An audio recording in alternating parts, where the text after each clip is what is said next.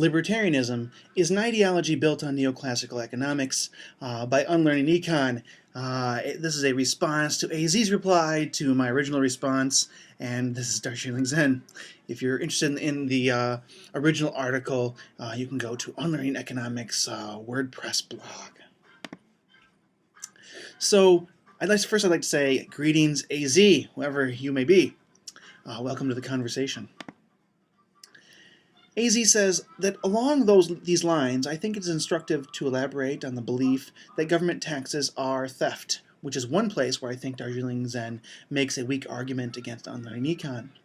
However, one can only coherently hold this belief at the cost of repudiating all government systems which use taxation. So I guess I would say that taxation is theft, is a ethical proposition that is only true if theft is defined as some kind of involuntary and illegitimate transfer of property.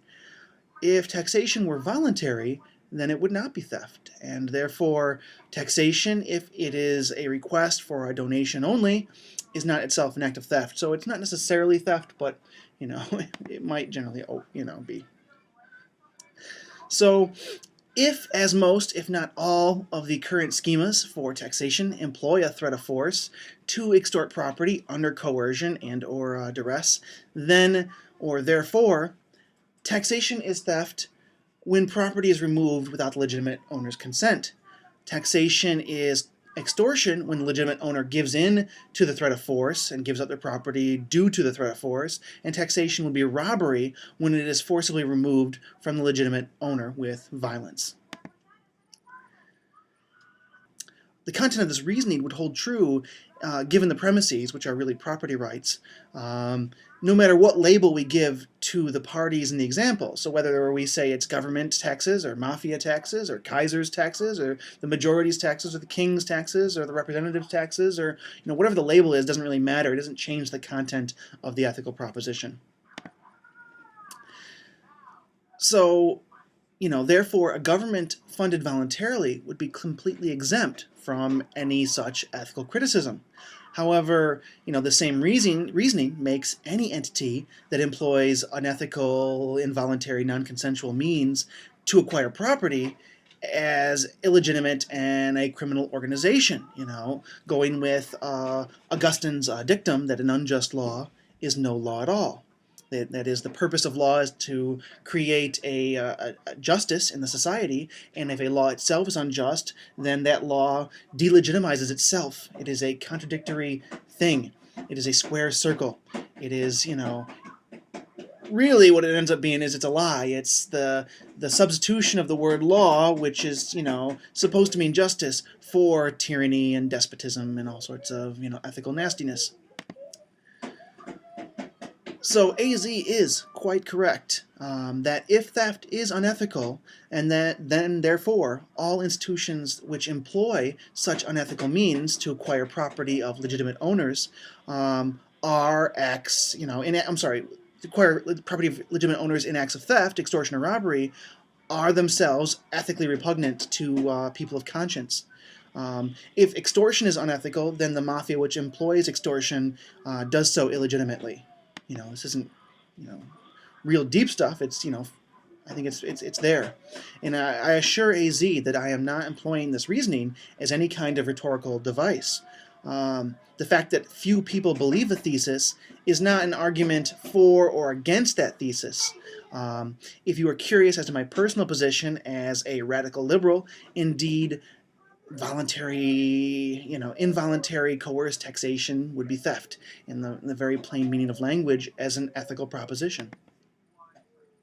So, I agree that it is true that governments as we know them would have, difficulty existing within the confines of a voluntary taxation system.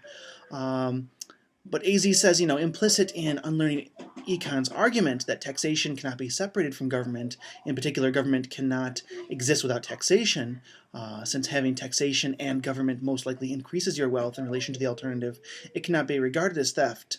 I think AZ's argument here that having taxation and government most likely increases your wealth assumes that the only way to provide for the services normally provided by the government is through government, and I don't know if that follows. There might be private free market ways to provide these services. I don't see how any of them need the threat of force to provide them.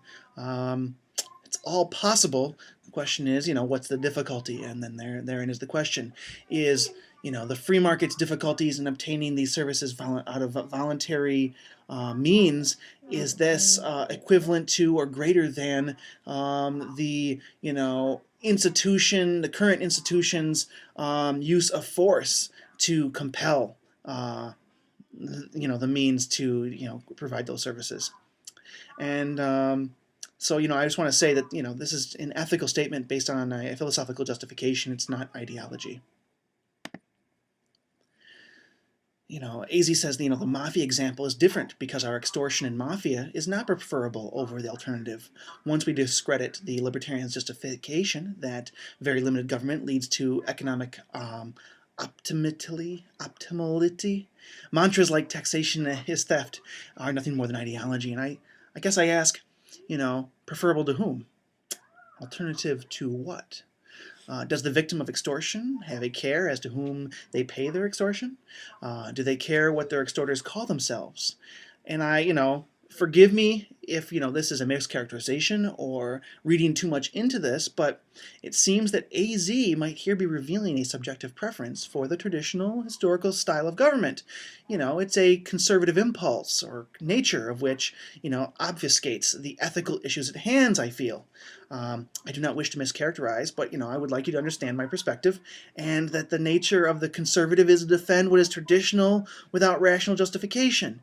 And I'm not saying that you're necessarily a conservative, but I feel that there's might be a conservative impulse here, and I just don't think that there should be an automatic preference for what is without critical examination, and that rather we should courageously question everything which does not conform to reason. And that's my reply to AZ. Well, thank you so much, AZ, for bringing up these, very interesting, for bringing up some very interesting issues, and for your reply.